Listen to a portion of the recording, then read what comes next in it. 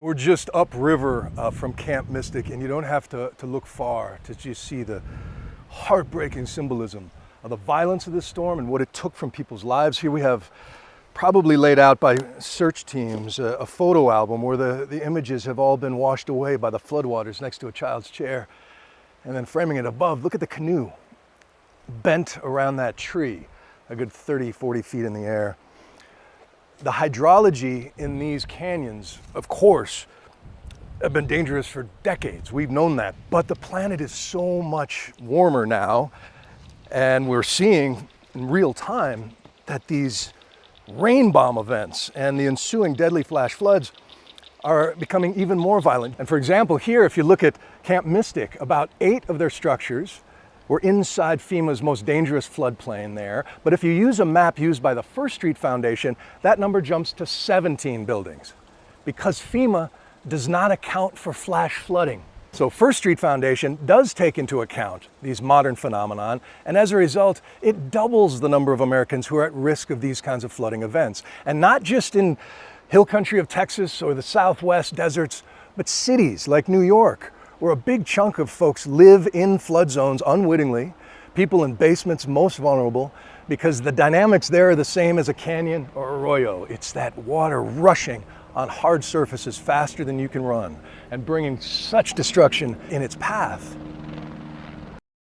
Catastrophic flooding in Rio Doce, moving cars and homes, leaving behind used boots and memories and picture frames. Got so full in the river that it started traveling backwards. Arturo Olivas and his family capturing these videos showing debris floating down the river, watching from afar and eventually deciding to leave their home for higher ground. So it was just like a whirlpool. Still trying to survey the damage 2 days later. We're kind of staying here and there, and it's been chaotic. And Arturo's daughter's house just next door. This is their house, and that's the light pole for this house. The family bringing boxes, hoping to salvage anything they can. And even after their personal devastation, the lives of those killed in the floods, including the small children, weighing heavy here. I could only imagine the last seconds of their life, how scared they were not to have their parents. In Rio Doce, Aaliyah Chavez, KOAT Action 7 News.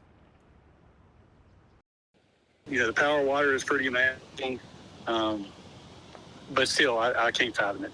What was once a narrow, beautiful pond in front of Philip Young's home is now a cliff with no safe way of getting across.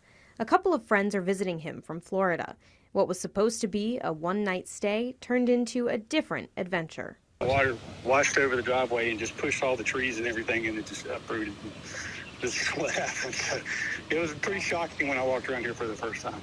Although you'll see Young in our interview, it could only be done through the phone and our Zoom lens due to safety. Young says conditions on Wednesday looked normal at first.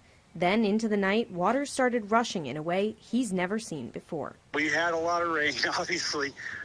This beautiful pond was fed by 2 creeks on either side of my house. And the water, it was like, I've never seen anything like it, the amount of water that's come through here. And it just overwhelmed my drain system and flowed over the driveway and just ended up collapsing this part of the dam. It's, I never fathomed, or it was a little overwhelming to look at because I just really couldn't comprehend what I was looking at. Just 30 minutes later, all the water was gone, but so was his road. Into the pond, I thought it looked like there was just debris in there. I didn't know that it had completely drained until I walked around here and saw what I saw here. On the path, one lone duck looked pretty confused to see his home dried up and ruined. Young says in the 24 years he's lived there, the extent of the flood damage was something he was not expecting. You could have a little washout. This never crossed my mind. Something as catastrophic as this is never, ever crossed. This reminds me of the pictures I saw up in the mountains.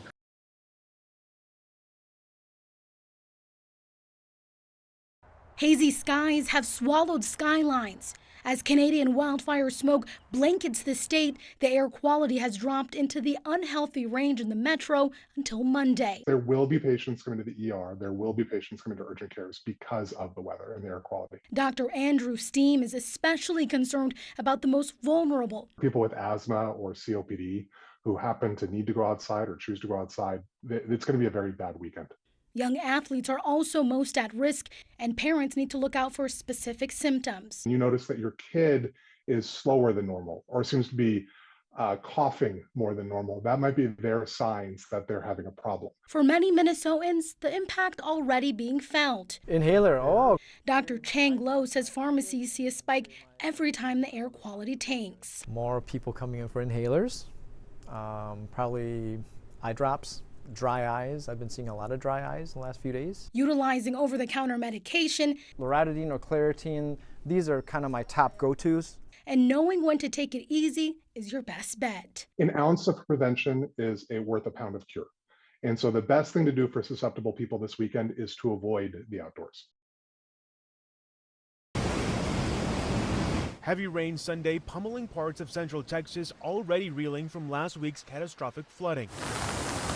Officials concerned about the Guadalupe River swelling once again. People near Hunt received emergency alerts Sunday, warning them of a high probability of the Guadalupe River reaching flood stage and urging people to get away from the river immediately. Ground search operations were temporarily halted with more storms on the way. It has been an active day across Texas and watching again overnight for some storms. Crews have been scouring the flood-ravaged areas for more than a week now. More than 100 people have been killed and scores are still missing. The mayor of Kerrville released a video statement Saturday about the help his town has received from state and federal officials. They showed up in force, and they've been here every day since, working 24/7. His comments come amid backlash over the Federal Emergency Management Agency's response. While search and rescue crews from around the country immediately rushed to help, FEMA did not arrive until Monday evening, days after any victims had been found alive. There's also many questions about the state's flood preparedness and a lack of immediate alerts notifying residents about the floods. Some Texas leaders are demanding answers. We can't just allow girls to drown in the middle of the night. We have to make sure we protect everyone. At the local level, Texas state leaders say they will focus on pushing legislation that deals with flooding and resources, including an alert system, during their upcoming special session. In Kerrville, Texas, I'm Ivan Rodriguez. Heavy rain over the weekend complicating search and rescue efforts in central Texas. The search continues. Unfortunately, we lost about a half or three-quarter of a day yesterday to the river going up. But like I said, like y'all said, I've been assured by the governor and the president, we will have the resources to get the job done. More than 2,000 people from multiple agencies are deployed to assist in the recovery efforts, according to the Kerr County Sheriff. And search and rescue remains our top priority. But we've moved on to also include recovery. And that's where we had the people out in the river basin doing a lot of work. We're trying to get a handle on things. So just be patient with it as we go forward. As the community grapples with the July 4th flooding that killed more than 130 people, including 27 campers and counselors at Camp Mystic in Hunt, Texas, messages of appreciation and concerns over rebuilding continue. I would love to have the ability to understand where businesses can look for assistance. Ourselves, we lost several $1 million in this disaster, as well as everybody else. This tragic event has proven the greatness of humanity. Please pray for the families who were affected. Thank you for blessing Kerr County with kind hearts and love of mankind.